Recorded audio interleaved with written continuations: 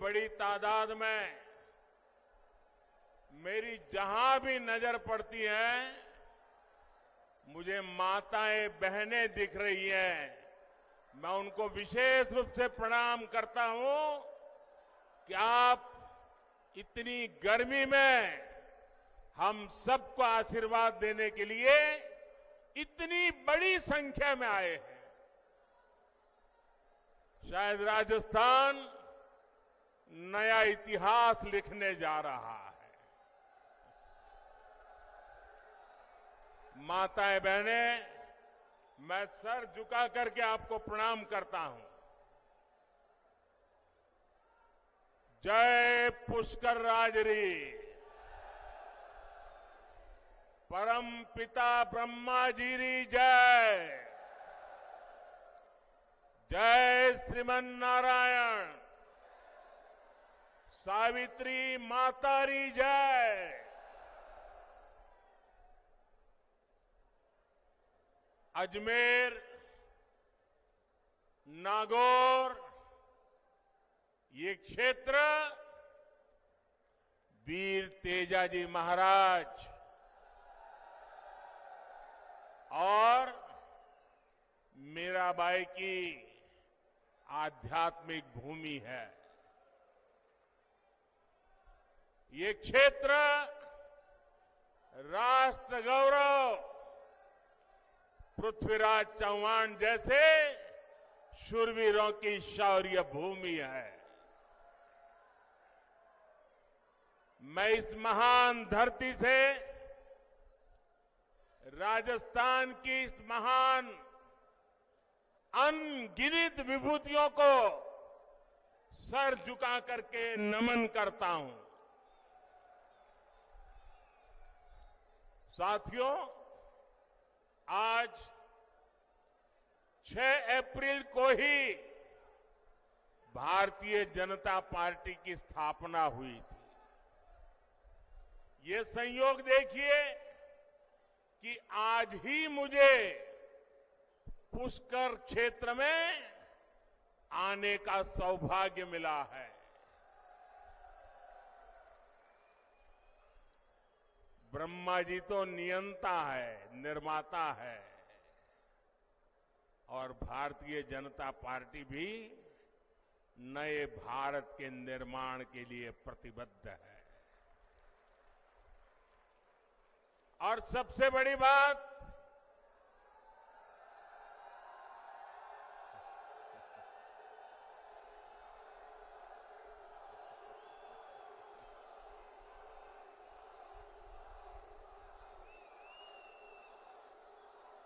हमारा ये क्षेत्र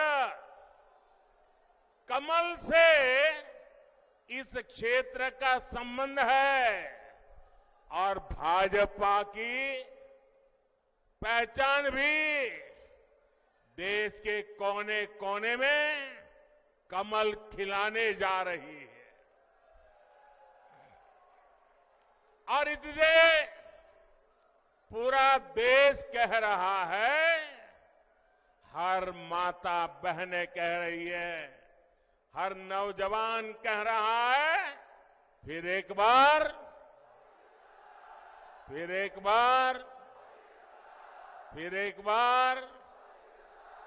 4 जून 400 पार। 4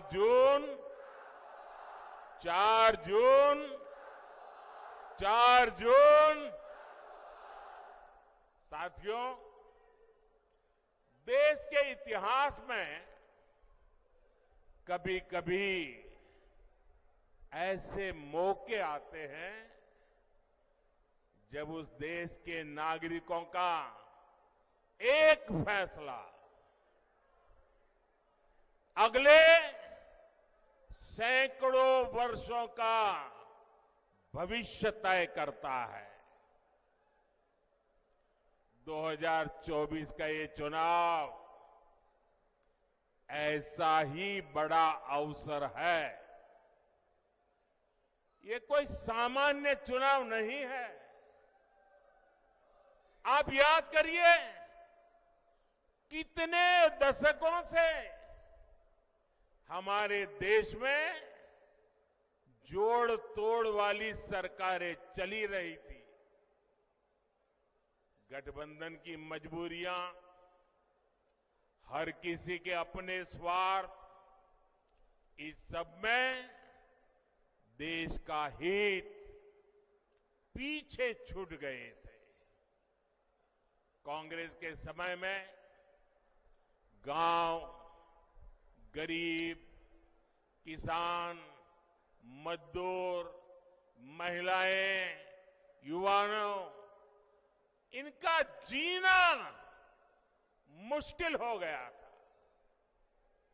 हर दिन अखबारों में या तो घोटालों की खबरें छपती थी या आतंकी हमलों की खबरें आती थी। लेकिन 2014 से देश में एक बड़े बदलाव की शुरुआत हुई।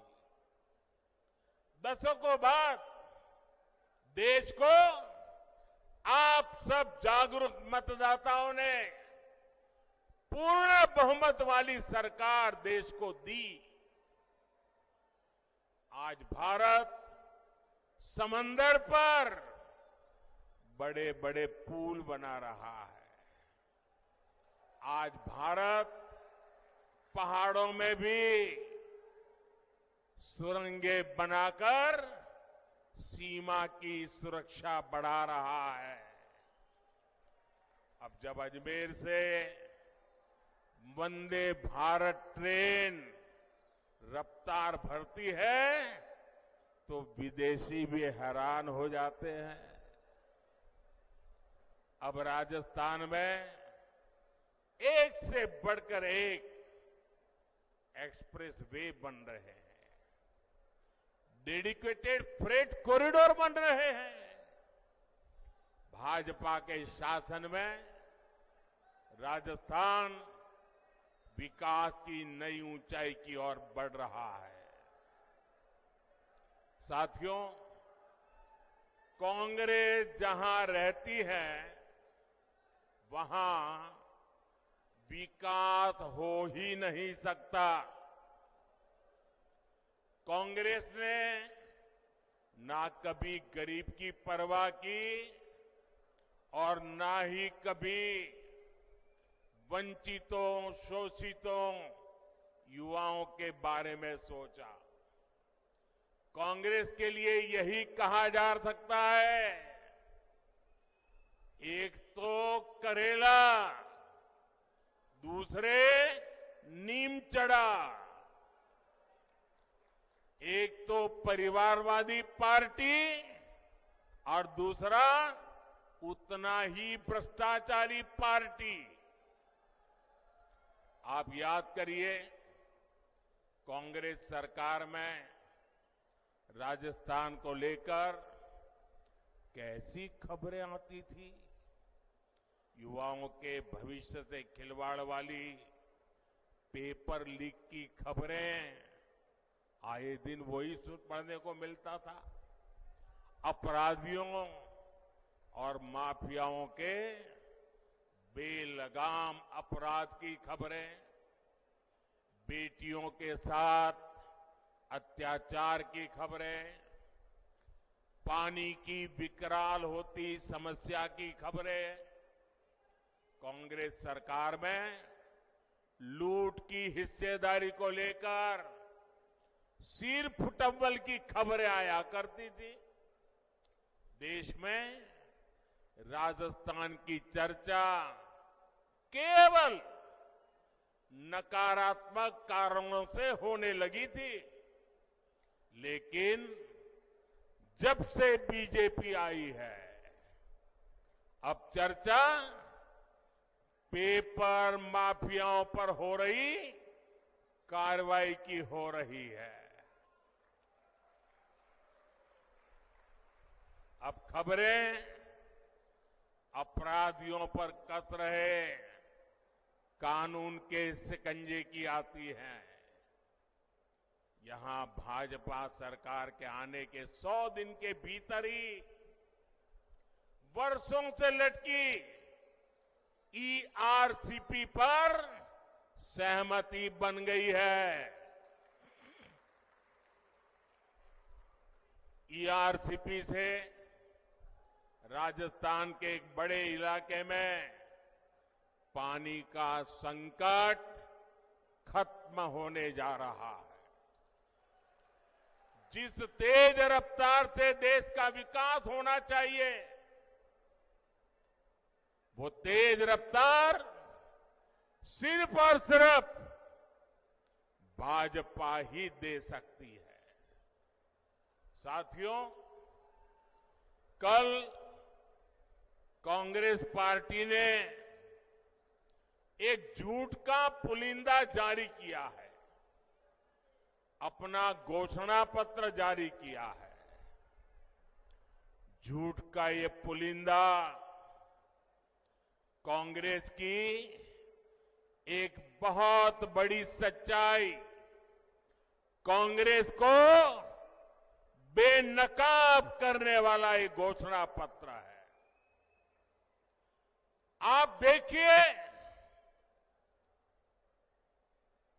हर पन्ने पर भारत के टुकड़े करने की बू आ रही है। कांग्रेस के घोषणा पत्र में वही सोच झलकती है जो सोच आजादी के समय मुस्लिम लीग में थी।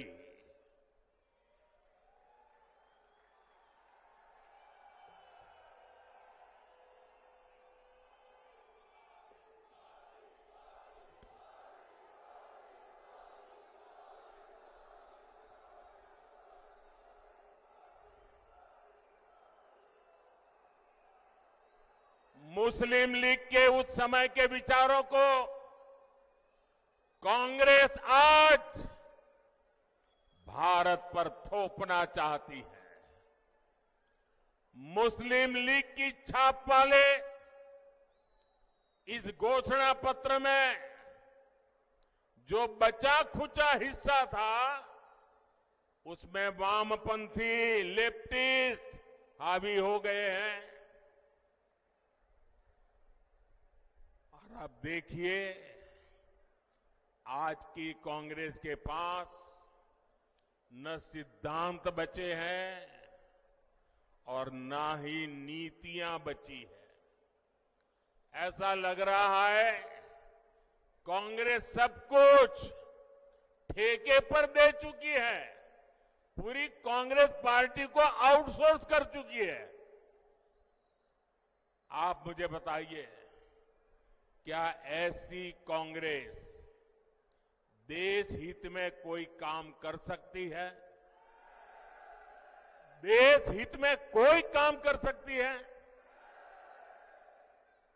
भाइयों बहनों, घोषणा पत्र देखोगे तो ये भारत को पिछली शताब्दी में धकेलने का एजेंडा लेकर के आए हैं।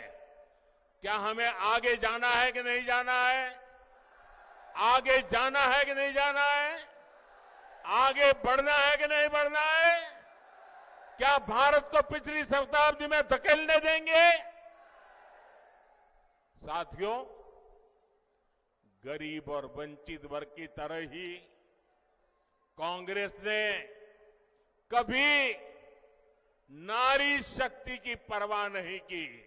मेरी माताएं बहनें, आपकी ये जो जागरूकता है ना, ये कांग्रेस को उसके पिछले अनेक दशकों के पाप का जवाब मांगने के लिए तैयार हो गई है शक्ति। आजादी के बाद पीढ़ी दर पीढ़ी देश की करोड़ों बेटियों का जीवन कष्ट में बीता, तो उसके लिए जिम्मेवार कौन है? उसके लिए जिम्मेवार कौन है? इसके लिए जिम्मेवार कौन है? ऐसी कांग्रेस को सजा मिलनी चाहिए कि नहीं मिलनी चाहिए? ऐसी कांग्रेस को सजा मिलनी चाहिए कि नहीं मिलनी चाहिए? 19 अप्रैल और 26 अप्रैल कमल पे बटन दबाकर ये कांग्रेस को कड़ी सजा देने का समय आ गया है। आप सोचिए, शौचालय के अभाव में बहनों बेटियों को पीड़ा और अपमान झेलना पड़ता था। हमारी माताएं बहनें प्राकृतिक विधि के लिए या तो सूर्योदय के पहले जाना पड़ता था, या तो सूर्यास्त का इंतजार करना पड़ता था, और दिन भर मेरी माताएं बहनें पीड़ा झेलती थी। क्या ये पीड़ा उनको महसूस नहीं हुई? मैं गरीब मां का बेटा हूं।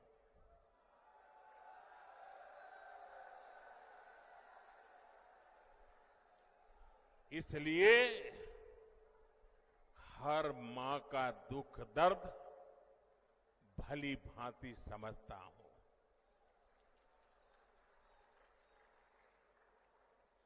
करोड़ों गरीब परिवार की बहनों को धुएं में खाना पकाना पड़ता था, और जब वो धुएं में खाना पकाती है ना, तो एक दिन में जानकार लोग कहते हैं, एक दिन में 400 सिगारेट जितना धुआं ये मेरी माताओं बहनों के फेफड़े में जाता था। क्या इन माताओं बहनों को इस पीड़ा से मुक्ति मिलनी चाहिए कि नहीं मिलनी चाहिए? पानी लाने के लिए दूर दूर तक चलकर जाना होता था। मैं गुजरात का हूं।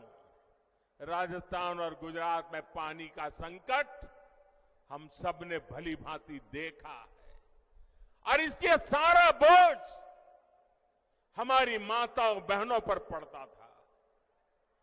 सर पे बहुत बड़ा वजन उठा करके पानी लेने जाना पड़ता था।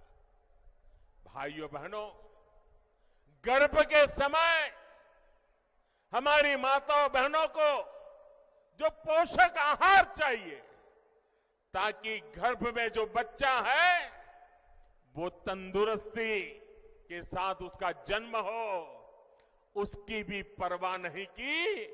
आज आपका ये बेटा, आपके गर्भ में जो बच्चा है ना, उसकी भी चिंता करता है।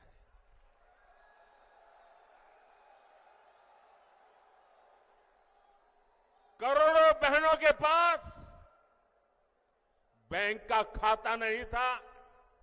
अगर कहीं से थोड़े बहुत पैसे बचा लिए तो या तो अनाज के डिब्बे में रखना पड़ता था। आज मोदी ने इन माताओं बहनों के बैंक में खाते खुलवा दिए। अब देखिए समाज की क्या स्थिति थी। अगर परिवार में खेत है तो पुरुष के नाम पर, घर है तो पुरुष के नाम पर, गाड़ी है तो पुरुष के नाम पर, दुकान है तो पुरुष के नाम पर, और अगर पति नहीं रहा तो बेटे के नाम पर। हमारी माताओं बहनों के नाम कुछ नहीं होता था। और ये आपका बेटा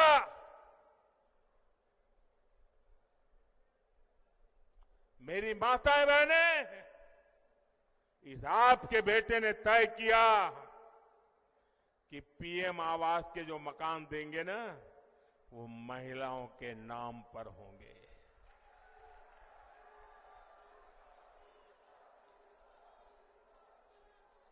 हमारी माताओं बहनों को रोजगार के अवसर नहीं थे। बहुत सारे क्षेत्रों में महिलाओं के लिए दरवाजे बंद थे। साथियों, आपने 2014 में आपके इस बेटे को आशीर्वाद दिया। आपने मुझे आशीर्वाद दिया। गरीब के इस बेटे ने देश की मातृशक्ति का जीवन आसान बनाने के लिए पूरी शक्ति लगा दी। बीजेपी सरकार ने 12 करोड़ शौचालय बनाए और हमारी माताएं बहनें कहती हैं ये शौचालय तो हमारा इज्जत घर है। उज्ज्वला योजना ने 10 करोड़ गरीब परिवार की बहनों को धुएं से मुक्ति दी। गरीबों के जो 4 करोड़ घर बने उसमें से ज्यादातर घर महिलाओं के नाम किए। 11 करोड़ परिवार की बहनों के घर पहली बार नल से जल पहुंचा है। गर्भवती महिलाओं को पोषण के लिए उनके खाते में सीधे 15,000 करोड़ रुपए भेजे हैं ताकि गर्भ में बच्चा तंदुरुस्त हो। हमने 25 करोड़ से ज्यादा बहनों के जनधन बैंक खाते खोले। मुद्रा योजना ने बिना गारंटी का ऋण पाने वाली जो कुल लोग हैं उसमें से 70% ये मेरी माताएं बहनें उसकी लाभार्थी है। हमने पिछले 10 साल में 10 करोड़ बहनों को स्वयं सहायता समूहों से जोड़ा, सेल्फ हेल्प ग्रुप से जोड़ा। हमने 1 करोड़ बहनों को लखपति दीदी बनाया है। और मेरी माताएं बहनें, आप मुझे भरपूर आशीर्वाद दीजिए। मेरा सपना है 3 करोड़ माताओं बहनों को मैं लखपति दीदी बनाना चाहता हूं। भाइयों बहनों, ये हमारा राजस्थान वीर माताओं की भूमि है। यहां गोद में जो बच्चे पलते हैं ना, तो वीर माताओं के संस्कार से वीर बच्चे पैदा होते हैं। सेना में जाइए, मेरे राजस्थान की चमक दमक, और सिर्फ वो चमक दमक वो लंबी लंबी मूछ वाले नौजवानों के कारण ऐसा नहीं, ये वीर माताओं के कारण है। ये वीर माताओं के कारण है। लेकिन बेटा तो सेना में जा सकता था, ये मेरी वीर बेटियां नहीं जा सकती थी। मोदी ने वो दरवाजे भी खोल दिए हैं। मेरी बेटियां सेना में जा रही हैं। मैंने सैनिक स्कूल के दरवाजे खोल दिए हैं। गर्भावस्था के दौरान जब उस बच्चे को मां की सबसे ज्यादा जरूरत होती है, लेकिन वो रोजी रोटी कमाने के लिए कुछ ही दिन में नौकरी पर चली जाती है, छोटे से नन्हे बच्चे को छोड़ के जाना पड़ता था। ये दर्द भी आपका ये बेटा भली भांति समझता है।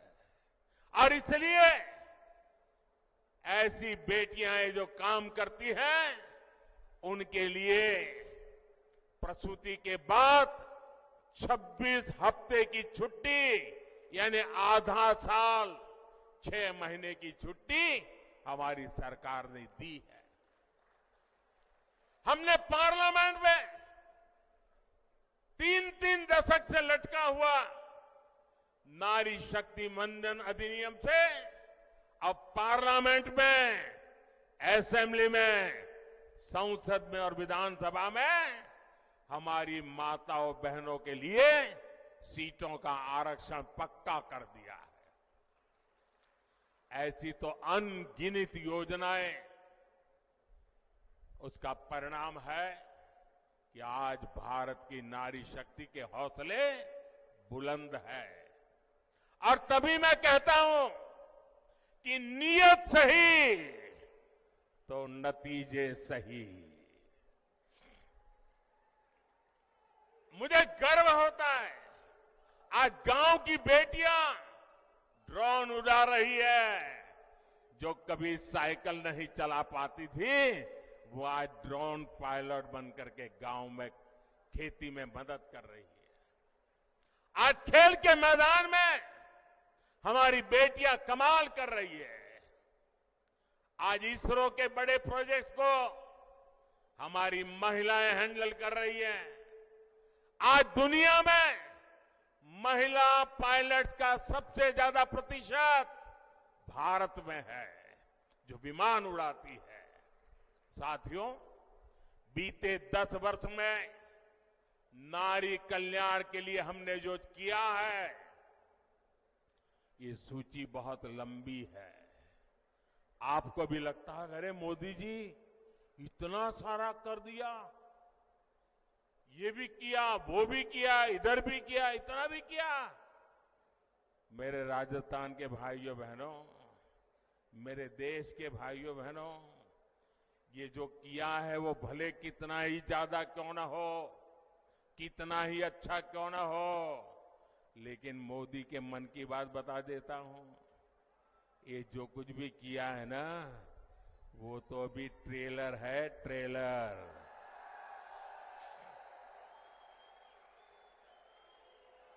अभी तो हमें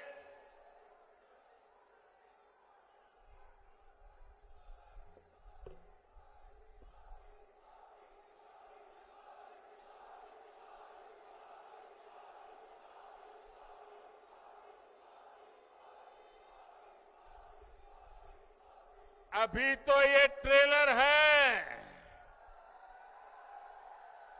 हमें देश को बहुत आगे लेके जाना है।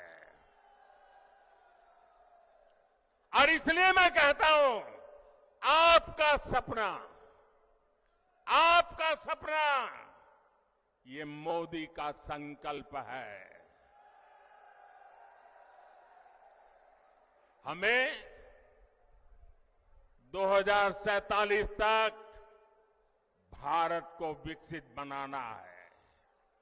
हमें भारत को दुनिया की तीसरी बड़ी आर्थिक ताकत बनाना है। हमें हर प्रकार से भारत को आत्मनिर्भर बनाना है। ये तभी संभव होगा जब देश की आधी आबादी की भागीदारी का विस्तार होगा। माताओं, बहनों, बेटियों का सुख, सुविधा, सम्मान, सुरक्षा और समृद्धि ये मोदी की गारंटी है। और इसलिए देश की नारी शक्ति भी कह रही है मोदी को जिताएंगे। हर नारी कह रही है हर नारी की गारंटी है। साथियों, मोदी आप सबके बीच से आप ही की तरह एक सामान्य परिवार से उठ करके आया है। आज भाजपा का स्थापना दिन मनाया जा रहा है। मुझे कमल के फूल भेंट में दिए गए हैं, लेकिन एक जमाना था मैं भी आप ही की तरह बूथ पे काम करता था, लोगों के घर पे झंडा लगाने जाता था, दीवारों को चित्र पेंट करता था, कभी पोस्टर लगाने जाता था, कभी जिंदाबाद जिंदाबाद के जहां जुलूस निकालता था। आप ही के बीच से निकल करके आज मैं आपके यहां पहुंचा।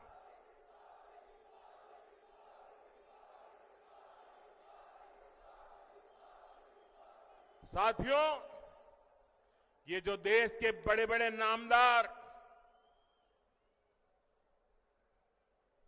कांग्रेस और शाही परिवार के बड़े बड़े नामदार इस कामदार को गाली देते हैं, वो नामदार है, शायद गाली देना उनका वो अधिकार मानते होंगे। ये कामदार ऐसा है जो हर गाली को पचा जाता है। साथियों, ये मोदी से इसलिए नाराज है क्योंकि मोदी आज देश के गांव गरीब के साथ चट्टान की तरह खड़ा है। जनता के पैसे को लूटना ये लोग अपना खानदानी हक समझते थे। मोदी ने पिछले 10 साल में लूट की इस बीमारी का परमानेंट इलाज कर दिया है। मोदी ने इनकी लूट की दुकान का शटर गिरा दिया है और इसलिए ये बौखलाए हुए हैं। साथियों, इन परिवारवादी भ्रष्टाचारियों के कैसे कैसे खेल होते हैं, मैं आपको एक उदाहरण देता हूं। आज बीजेपी की सरकार देश के 80 करोड़ जरूरतमंदों को मुफ्त राशन देती है। अलग अलग योजनाओं का पैसा सीधा आपके खाते में आता है। 10 वर्ष में हमने 30 लाख करोड़ रुपया, आंकड़ा याद रखिए, 10 साल में 30 लाख करोड़ रुपए से भी ज्यादा गरीबों के खाते में सीधे भेजे हैं। जब कांग्रेस की सरकार थी तब जो भी पैसा सरकार द्वारा भेजा जाता था तो बीच में ही लूट जाता था। अब आप सोचिए, कांग्रेस के प्रधानमंत्री ने कहा था कि दिल्ली से 1 रुपया भेजते हैं तो 15 पैसा पहुंचता है। कहा था कि नहीं कहा था? कांग्रेस के एक प्रधानमंत्री ने कहा था ना कि दिल्ली से 1 रुपया भेजते हैं तो 15 पैसा पहुंचता है। अगर 30 लाख करोड़ रुपया उनके पास होते तो क्या होता, मुझे बताइए। अब 1 रुपया भेजते हैं, 15 पैसा पहुंचता है, तो वो कौन सा पंजा है जो बीच में से रुपये मार लेता है? भाइयों बहनों, हमने जांच कराई तो पता चला कि कांग्रेस ने 10 करोड़ से ज्यादा ऐसे फर्जी लाभार्थी बनवा कर रखे थे जिनका कभी जन्म ही नहीं हुआ था, पैदा ही नहीं हुए, लेकिन योजनाएं उनके नाम पर चढ़ जाती थी। यानी 10 करोड़ फर्जी नामों पर आपके हक का हजारों करोड़ रुपया सीधे कांग्रेस के बिचौलिए के पास जा रहा था। मोदी ने ये खेल बंद कर दिया। मैंने जांच एजेंसियों को खुली छूट दी है। आपने देखा होगा, कांग्रेस के एक सांसद के यहां से 300 करोड़ से ज्यादा नगद, आप कल्पना कर सकते हैं जी, 300 करोड़ रुपए नगद अलमारी में ढेर के ढेर पड़े थे और पकड़े गए। टीवी पर आपने देखा होगा। आप हैरान हो जाएंगे, ये बैंक के पास नोट गिनने के जो मशीन होते हैं ना, मुझे कितनी बैंकों से लाया, लेकिन मशीन थक गए गिनते गिनते, मशीन बंद हो जाते थे, पैसे निकलते ही जा रहे थे। कांग्रेस का घमंडिया गठबंधन मोदी से परेशान है, इसलिए चिढ़ता है, गुस्सा करता है, गाली देता है। लेकिन कांग्रेस के लोग समझ ले, आप जितना कीचड़ उछालोगे ना, जितना कीचड़ उछालोगे, कमल उतना ही ज्यादा खिलने वाला है।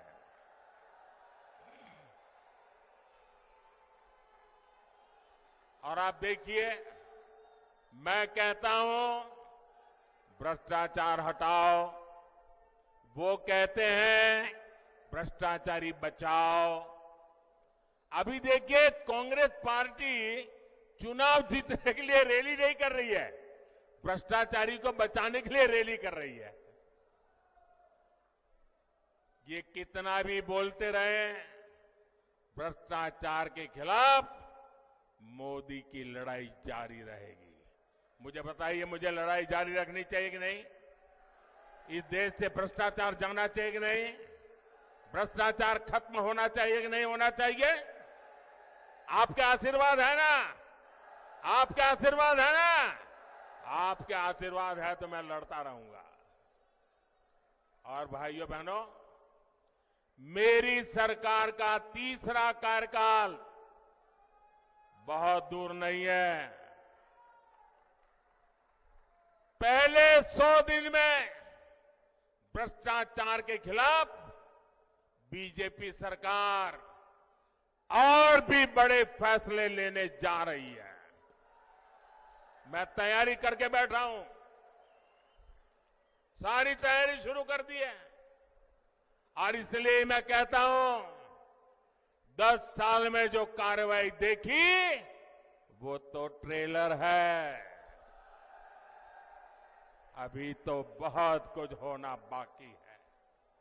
साथियों, राजस्थान में आने वाली 19 अप्रैल और 26 अप्रैल को मतदान होगा। अब आप देखिए, राम मंदिर बना, आप लोग खुश है कि नहीं है? राम मंदिर बना, आप लोग खुश है कि नहीं है? आपके मन को शांति मिली कि नहीं मिली? अब मुझे बताइए, चलो भाई राम मंदिर बन गया, लेकिन उसकी प्राण प्रतिष्ठा में जाने का विरोध करना ये शोभा देता है क्या? इतना ही नहीं, अगर कोई प्राण प्रतिष्ठा में आ गया तो उसको कांग्रेस पार्टी से 6 साल के लिए निकाल दिया। क्या इस देश में ऐसा हो सकता है भाई? प्रभु राम के बिना आप देश की कल्पना कर सकते हो? हमारे यहां तो सुबह शाम मिलते हैं तो राम राम सा करके शुरू करते हैं भाई। और अंतिम विदाई में भी राम बोलो राम से ही जाते हैं जी। उस राम के खिलाफ इतना गुस्सा मेरे दिमाग में नहीं बैठ रहा है भैया। प्रभु राम अपने घर विराजे और ये रामनवमी आ रही है, सज धज के लोग मनाने वाले हैं। हम देखते हैं कितना विरोध करते हो।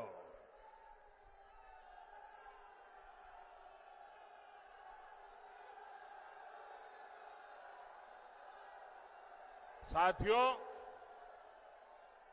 19 अप्रैल और 26 अप्रैल 2 दिन मतदान के हैं राजस्थान में। इस बार भारतीय जनता पार्टी ने अजमेर से हमारे साथी भागीरथ चौधरी जी को एक बार फिर उम्मीदवार बनाया है और नागौर में मेरी छोटी बहन ज्योति मिर्धा जी ने जिम्मेवारी संभाली है।